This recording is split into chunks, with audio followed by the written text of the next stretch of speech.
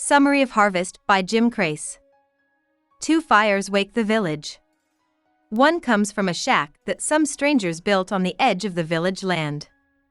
They did this because an old tradition says that they can stay if they build a house and a fire before anyone finds them. The other sound comes from Master Kent's dovecot, and the locals are afraid they will get in trouble for sleeping through it. Walter, who is telling the story, thinks that the Derby twins and Brooker Higgs started the fire because he saw them coming back from the forest with psychedelic mushrooms the night before. The day before, the people in the town were finishing up the fall crop. They were shocked to see a stranger in the fields. They called him Mr. Quill because he always carried a pen with him. Mr. Quill said he was doing a land study for Master Kent. At first, this didn't seem important enough to keep the people from gathering grain to feed them over the winter. But as the day went on, the locals started to talk about whether Master Kent was going to sell their land.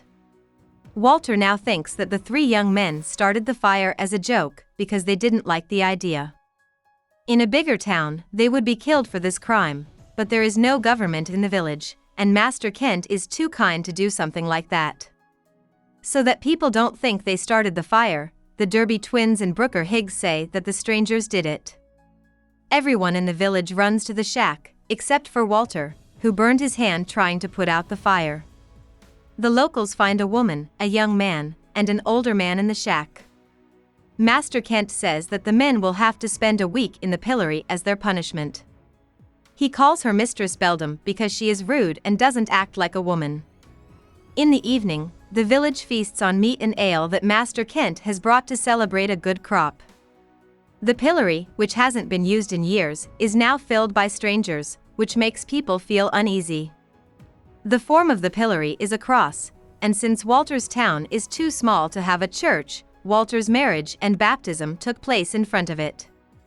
At the end of the meal, Master Kent officially introduces Mr. Quill, whose real name is Philip Earle. He says that the mapmaker has been working on plans to switch the village from community farming to sheep farming, which Master Kent says will be organization to all our advantages. When he's done talking, the strange woman appears at the barn's edge, looks around for a moment, and then disappears. Master Kent tells Walter to go find Mistress Beldam and offer her refuge on the farm. Walter has known Master Kent since they were kids. When Walter's father worked for Master Kent, they became friends. When Master Kent got married and took over the village, which belonged to his wife Lucy, Walter went with him until he met his own wife and became a farmer in the village. Walter goes walking through the bush to find Mistress Beldam, but he can't find her. The locals glean the fields in the morning, picking up all the leftover grain by hand. Every year, the villages choose a gleaning queen from among the young girls as part of a ceremony that goes along with the process. Master Kent lets Mr. Quill decide for himself. He chooses Lizzie Carr, the youngest child in the town. Walter can't thresh because he hurt his hand, so he has to help Mr. Quill for a week instead. Mr. Quill asks Walter to show him around the town so he can get a feel for where things are.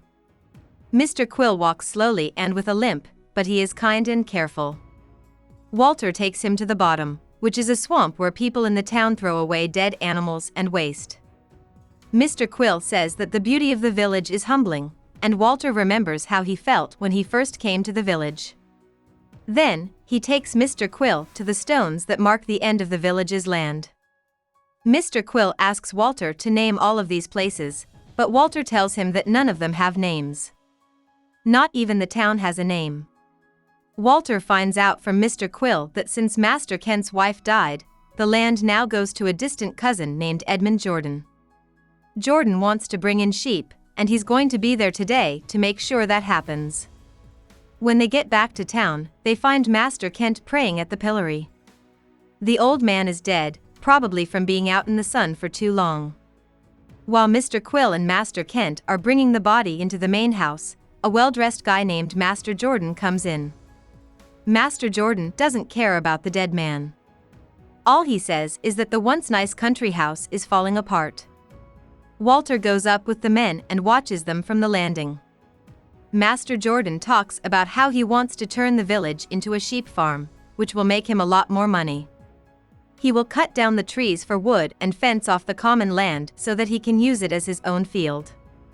Master Kent says that the village has to get its food from the land, but Jordan only says that his new plan might not have enough room for all the people. That night, Walter goes to see Widow Goss, with whom he has had a long-term sexual connection, because he is worried. She can't match the love he had for his late wife Cecily, but they both help each other feel less lonely. Walter sometimes wonders what she sees in him, a graying middle-aged man. The town doesn't have a mirror, so he can't even see his own image. He says that the locals only know what they look like based on how other people see them, especially their love partners. When the locals wake up in the morning, they find that Willowjack, Master Kent's horse, has been killed with a stick. Master Jordan says that he will look into what happened and that the person who did it will be killed. The locals are afraid that Master Kent is giving this stranger the upper hand. Walter's job is to lead Jordan's goons through the cottages in the village, which they check for bloody clothes or other proof. Jordan himself finds Mistress Beldam's bloody blanket in an abandoned outbuilding. Everyone knows it's hers. Master Kent says that the blanket belongs to his wife and that it must have been stolen from the manor house by a passing thief. He says this to protect the woman. In the afternoon of that day, Walter helps Mr. Quill again by getting paper ready for his last sketches. He wants to do a good job because he wants to work for the man if Jordan tries to get people to leave the town. Both men agree that they need to tell Mistress Beldam that danger is coming and say they will look for her that night. Mr. Quill shows Walter his work, which is a beautiful picture of the town and the sheep farm that is going to be built. Walter is impressed by his skill as an artist, but he says that Mr. Quill's pictures will never show the rhythms of village life.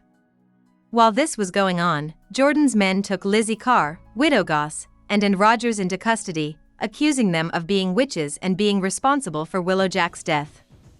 The locals show up at the house to protect the women, but they don't bring Walter with them. Walter has been spending too much time with Mr. Quill, an outsider, and the villagers no longer trust him. Instead, Walter and Mr. Quill hide near the pillory, hoping that Mistress Beldam will talk to the young man, who Mr. Quill knows is her husband.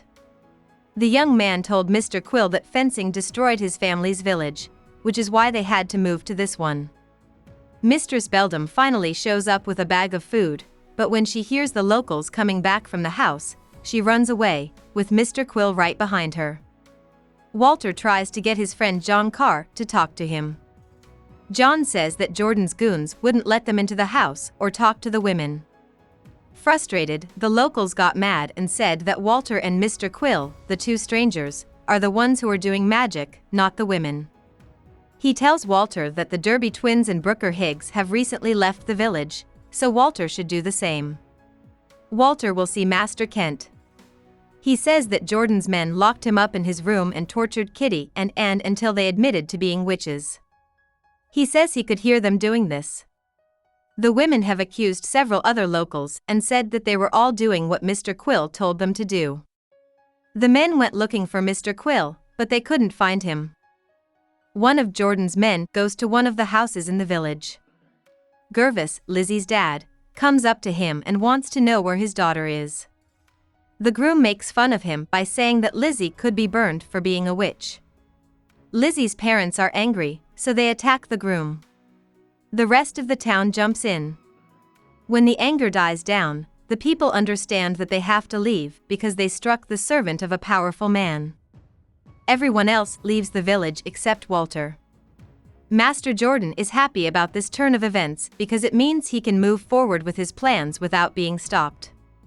He tells Walter that he is leaving today with his men, Master Kent, and the accused women, whom he will drop off in a nearby town. He offers Walter the job of caretaker over his land, which Walter accepts because it will let him stay in the village. Walter sets Mistress Beldam's husband free the day after Master Jordan leaves. He gives him food and tells him that he can get things from the town if he helps Walter plow the fields that have just been harvested. The man agrees, and he and Walter work together to plow one row. Walter wants to show his loyalty to the town by doing this, but when he looks at what he's done, he thinks it's not much. Walter spends the night drinking and eating mushrooms that make him feel crazy. He wakes up in the manor house with 2 packed bags around him. He can't remember if he packed them or if someone else did. He goes into the house to look for Mistress Beldam and her husband. He hopes that this is a kind act from them and that they will take him with them when they leave the town. He finds that everything, from pots to curtains to pictures, has been turned over or broken. Walter goes up into the broken-down attic in hopes of finding the Beldams there. From the window, he can see the husband cutting down the pillory while Mistress Beldam sets fire to all the houses. Before they set fire to the manor house, he's about to leave when he sees blood on the floor and finds Mr. Quill's body in a box. He was stabbed to death, but Walter will never know if Jordan's men or Mistress Beldam did it. Walter leaves his house, which then burns down. Walter packs his bags and gets ready to leave the town after the Beldams have left. At the border stones, he looks at the area around him one last time. He doesn't have a close-knit group of friends, so he knows he has to keep going alone until he gets to wherever is waiting for me. About the author. Jim Crace was born in the southern county of Hertfordshire and grew up in the city of London. After graduating from the University of London in 1968, he joined Britain's voluntary services overseas and worked as an educational television helper in Khartoum, Sudan. When he got back to England, he worked for the BBC and then spent 20 years as an independent writer, where he learned that neither the muse nor the block should stop the orderly progress of a book, according to the British Council. Crace's first book, Continent, was a collection of stories that all fit together. He then wrote several books, including Harvest. His book Being Dead got the National Book Critics Circle Award, and 2 of his other books, Quarantine and Harvest, have been considered for the Man Booker Prize. In 2014, Crace was the winner of the Wyndham Campbell Literature Prize. He lives with his wife and 2 kids in Birmingham, England. Hope we summarized it fully and you liked it. Please hit the like button and subscribe to our channel so that we are motivated to create more videos.